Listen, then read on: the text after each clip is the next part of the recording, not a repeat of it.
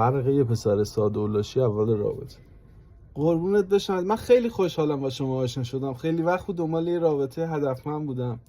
رابطه که من 2 سال پیش با یه خانومی 3 سال تو رابطه بودم. خیلی دختر خوب و خانومی بود. 2 سال پیش کات کردیم، اونم به خاطر اینکه اخلاقیاتمون نمیخورد، ولی واقعا دختر خوبی بود. آرزوی موفقیت براش میکنم. شما چی بیبی؟ چطوری طول سر؟ خدا خیلی دوست داره منو سر راه گذاشت. کجا دسته پیرمردی گرفتی؟ رابطه که عزیزم من تا حالا تو چشای هیچ نامحرمی نگاه نکردم. 20 سانت پایین‌تر نگاه میکنم، تو چشاشون اصلا نگاه نکردم. نه مثلا دنبال این داستانا نبود. اصلا نمیدونم چی شد از تو خوشه. به خدا 10 تا دختر بغل من میخوابیدم، من دست به اینا نمیزدم. چی شد از تو خوشم اومد؟ اصلا انگار من جادو شدم.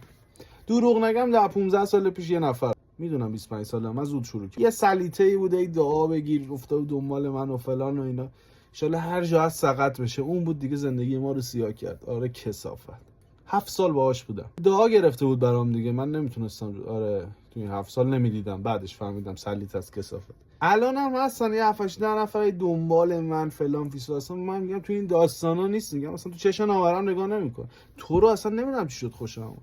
بیبی تو رو خدا مواظب خودت باشی یا میبینمت.